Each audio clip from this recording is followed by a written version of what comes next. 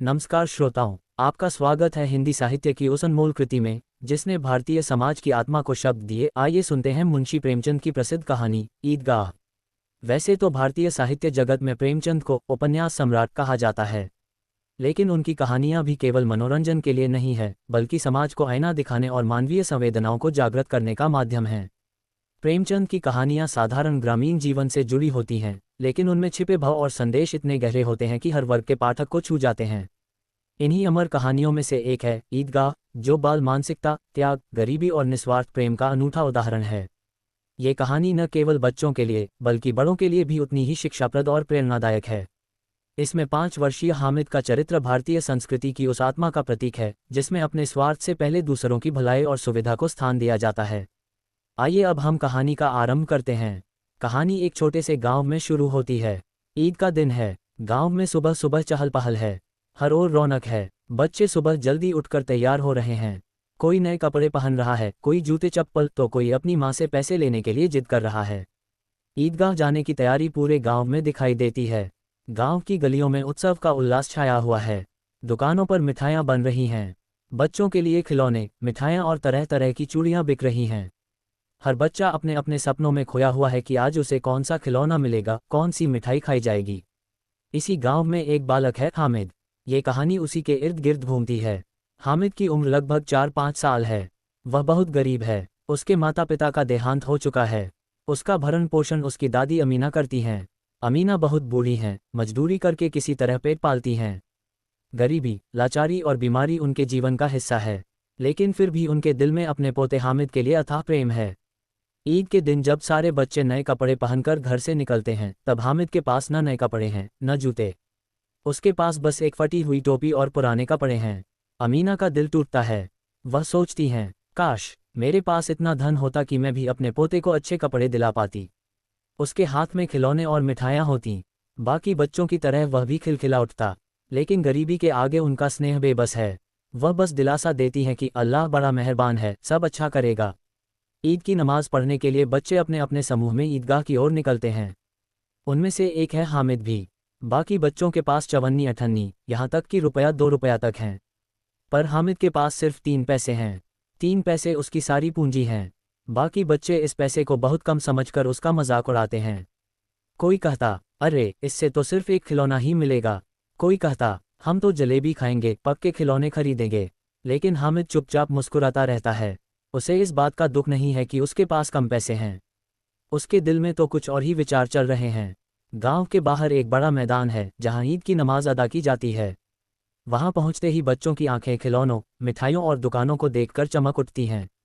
कोई सिपाही की बंदूक खरीदता है, कोई बर्तन या मिट्टी का प्यारा सा खिलौना, कोई जलेबी खा रहा है, कोई लोहे की तलवार से खेल रहा है। बच्चों के चेहरे उत्साह और उल्लास से दमक रहे हैं। लेकिन हामिद 3 पैसे हाथ में लिए खड़ा है। वह भी सोचता है कि क्या खरीदे। वह चाहे तो जलेबी खा सकता है, चाहे तो मिट्टी का प्याला या खिलौना ले सकता है। लेकिन तभी उसके मन में अपनी दादी अमीना का चेहरा उभर आता है। अमीना रोज रोटियां बनाते समय तवे से रोटियां उल्टने में हाथ जला बैठती हैं। उनके पास चिमटा नहीं है। वह अंगारों में हाथ डालकर रोटियां पकाती हैं।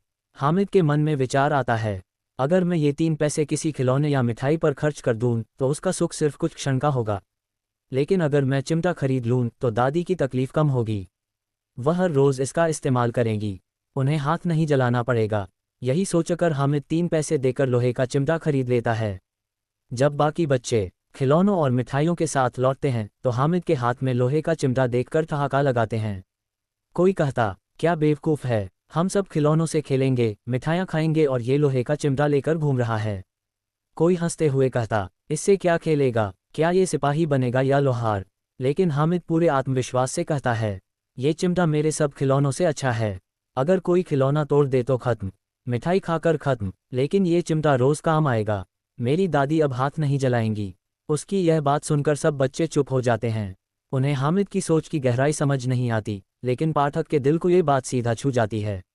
जब हामिद घर लौटता है और अमीना को चिमटा दिखाता है तो पहले तो अमीना नाराज होती हैं।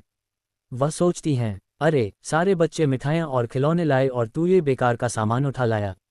लेकिन जब हामिद मासूमियत से कहता है, दादी तुम्हारे हाथ तवे से जल जाते हैं, अब तुम इस चिमटे से रोटियां सेक लेना, तो अमीना की आंखें भर आती हैं। वह हामिद को सीने से लगा लेती हैं। उनके मन में ये संतोष होता है कि गरीब होते हुए भी उनका पोता कितना समझदार और दयालु है। ईदगाह बाल मनोविज्ञान का यथार्थ चित्रण है। बच्चे सामान्यतः मिठाई और खिलौनों के पीछे भागते हैं, लेकिन हामिद का चरित्र इस परंपरा को तोड़ता है। प्रेमचंद ने इस कहानी के माध्यम से हमें कई गहरे संदेश दिया है। निस्वार्थ प्रेम और त्याग का। हामिद ने अपने छोटे से सुख को त्याग कर दादी की सुविधा को प्राथमिकता दी। गरीबी में भी संवेदना का। संसाधनों की कमी होने पर भी इंसान का दिल बड़ा हो सकता है। सच्ची भक्ति और मानवता का। ईद जैसे धार्मिक पर्व का असली अर्थ सिर्फ उत्सव नहीं, बल्कि दूसरों के दुख को कम करना है। ईदगाह केवल एक कहानी नहीं है, यह मानवीय संवेदना और त्याग का शाश्वत दस्तावेज है। हामिद का चिमटा इस बात का प्रतीक है कि जीवन में असली खुशी दूसरों के दुख को कम करने और उनके जीवन में सुख लाने में है। आज भी जब हम इस कहानी को पढ़ते या सुनते हैं, तो हमारे सामने ये सवाल खड़ा होता है, क्या हम भी अपने छोटे छोटे स्वार्थ छोड़कर किसी प्रियजन के जीवन में सच्ची खुशी ला सकते हैं? यही इस कहानी की अमरता है। प्रेमचंद ने अपने यथार्थ चित्रण और करुणा से भरे लेखन के माध्यम से ये दिखा दिया कि साहित्य केवल शब्दों का खेल नहीं, बल्कि समाज को दिशा देने वाला प्रकाश स्तंभ है। ईदगाह हर बार हमें यही सिखाती है कि सच्चा पर्व वही है जब हम दूसरों के जीवन में उजाला बांट सकें। दोस्तों, उम्मीद है आपको ये कहानी सारांश पसंद आया होगा।